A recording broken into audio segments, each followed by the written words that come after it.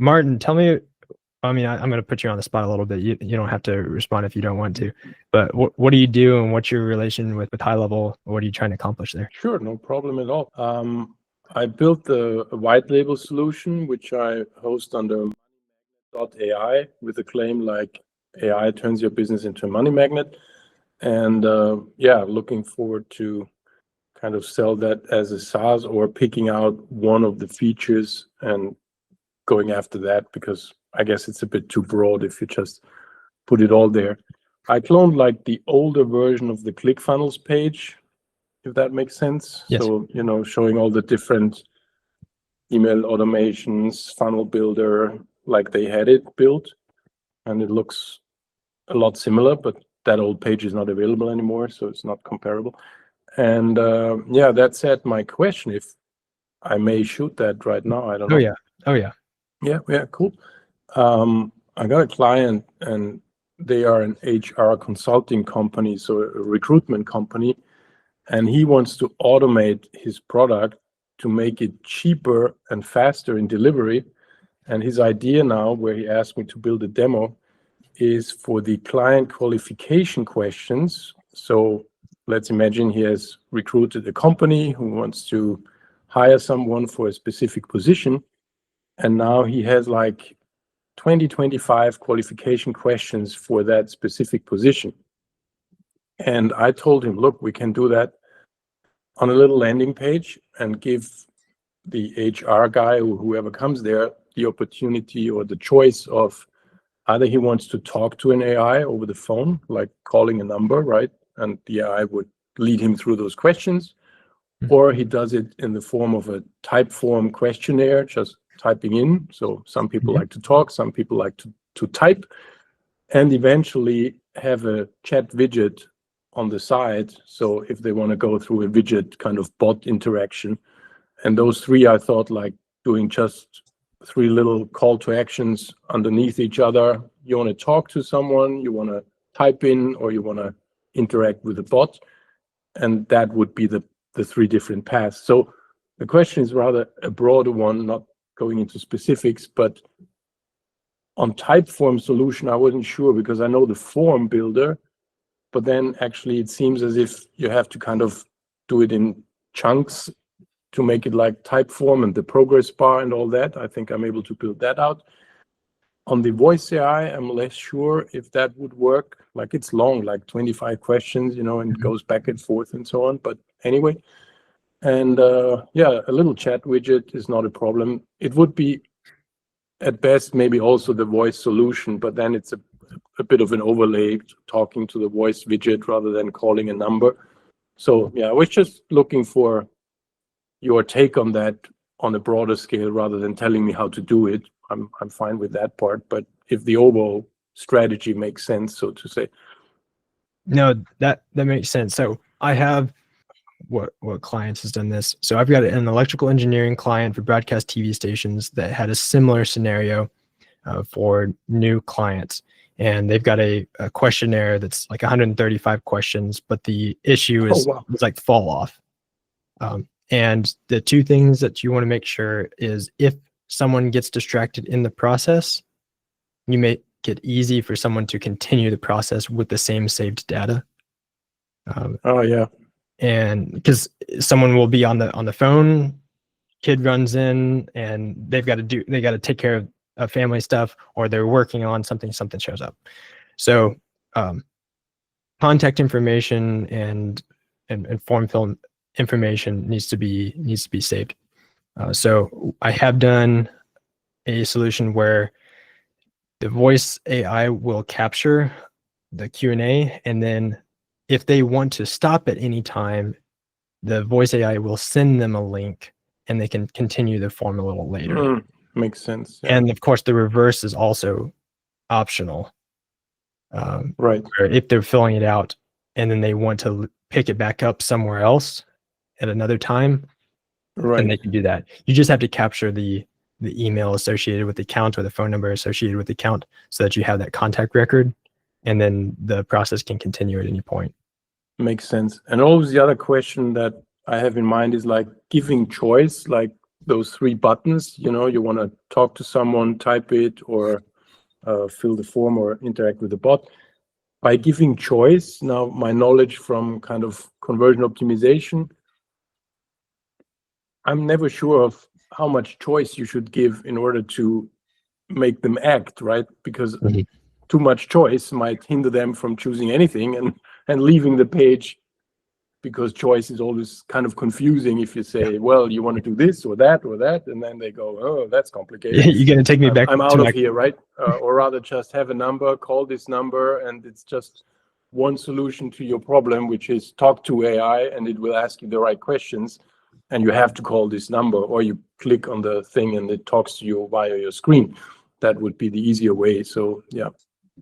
Yeah, you're going to take me back to my days of college when I was working with Nielsen, and we had to write all these Q&As and test it with a large group of different people.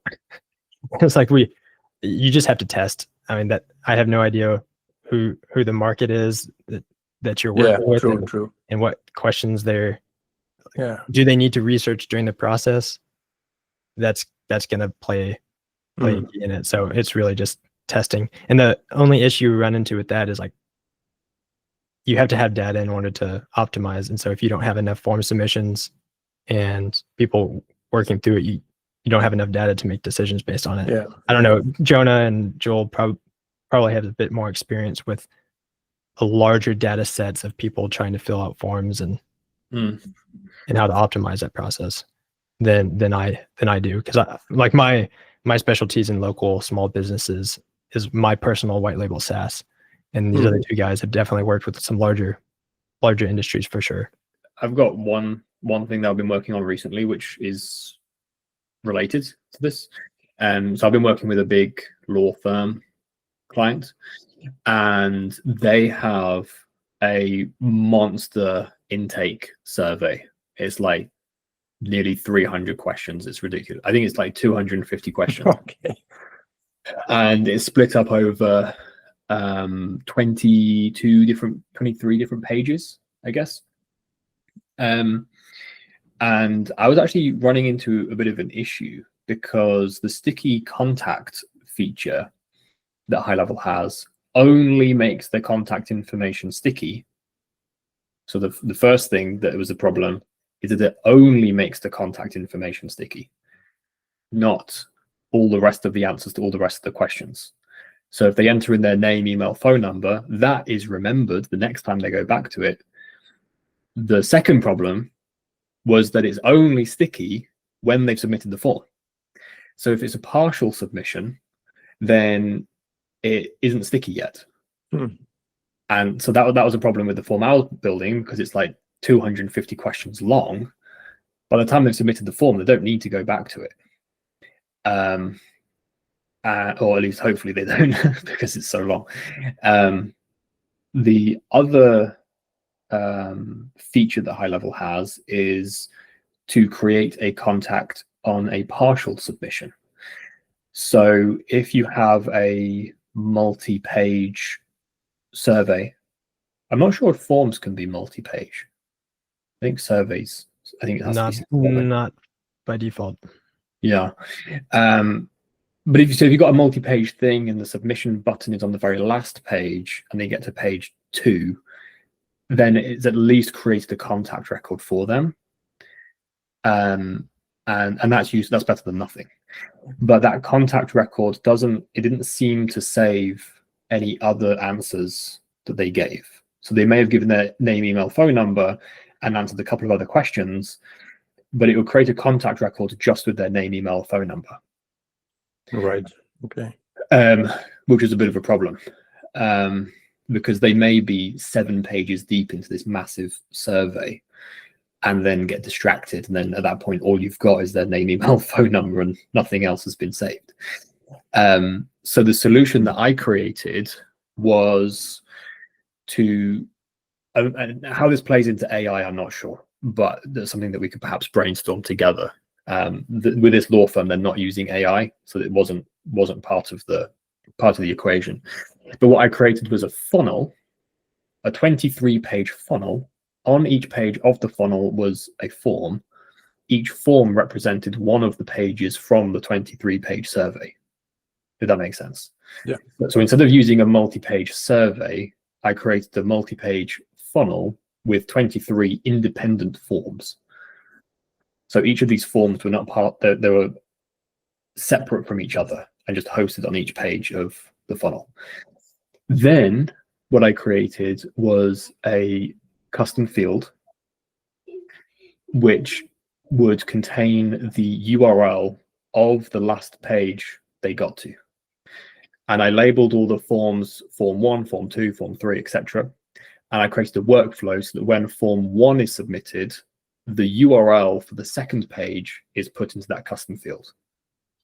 And when form 2 is submitted, the URL for the third page is put into that custom field. And then is this making sense so far? Yeah, absolutely. I follow. And then I created a trigger link.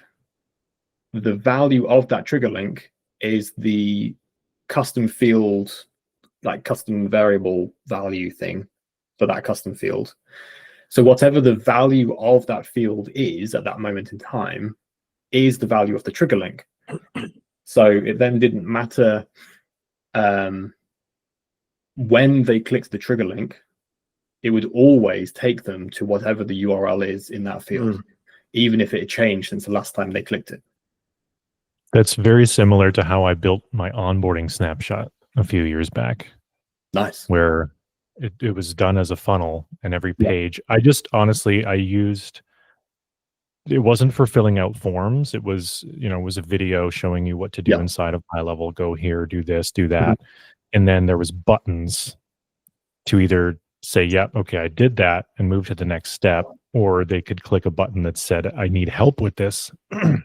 But those were actually forms with a hidden email field that was pulling in the email from the URL parameters. Yeah. And so it was tracking through those forms, and it would tag them and move them in a pipeline and everything every time they submitted that form to move through the next step. And so it was tracking what stage they got to, where they needed help, and it was all tracked in the back end. So kind of a similar approach. That there's an important detail. So the hidden field. The hidden email field, yes, that's very important. The trigger link was the custom variable of the custom field I created that has the URL in there. / or parameter !, email equals contact.email custom value. That parameter is then loaded into a hidden field on every page, on every form. So they don't need to manually enter their email every time, but every time they submit each of the forms, it is saving the answers from that form into the same contact record every time. Yeah, that's crucial. I was thinking of how to connect those separate forms into one on the account then, right? Yeah. That's to look up 10 detail. different things in the back end then, Yeah. Thank you, Joel. I forgot to mention that, but that's quite important.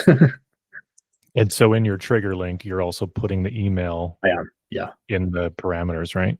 Yeah. So if they come back to it later, they click the trigger link to return to finish off. It takes them to the right page, and it fills in that hidden email field to track to the content. Yeah. Exactly. Yeah. It's funny. This is a really old GHL trick. And I don't think that many people utilize it. No. It's good to know. Thanks for that. I've been using for years. Yeah. Appreciate it. Thanks for sharing. Yeah, no problem. This is a project I was working on like 2 weeks ago, and